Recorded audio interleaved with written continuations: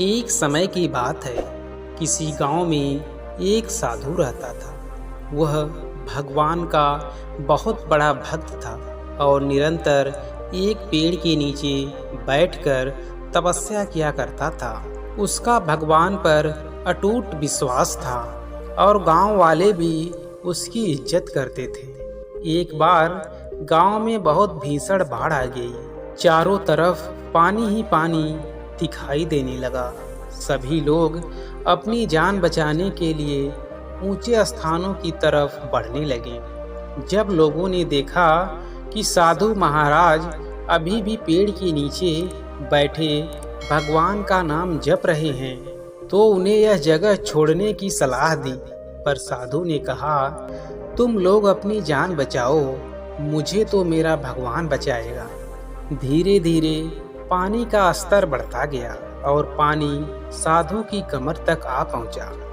इतने में वहां से एक नाव गुजरी। मल्लाह ने कहा, हे साधु महाराज, आप इस नाव पर सवार हो जाइए, मैं आपको सुरक्षित स्थान तक पहुंचा दूंगा। नहीं, मुझे तुम्हारी मदद की आवश्यकता नहीं है, मुझे तो मेरा भगवान बचाएगा, साधु ने उत्तर दिया। नाव वाला चुपचाप वहां से चला गया।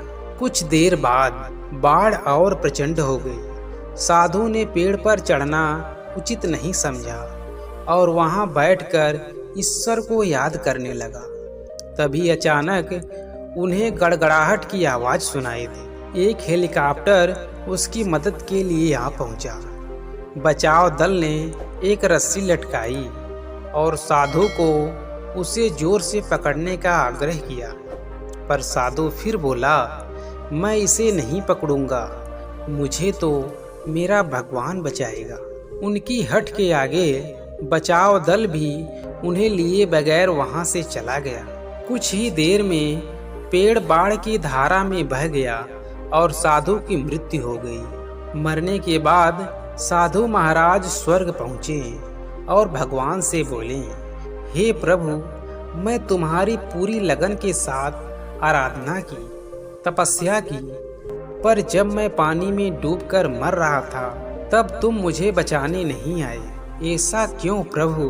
भगवान बोले, हे साधु महात्मा, मैं तुम्हारी रक्षा करने एक बार नहीं बल्कि 3 बार आया।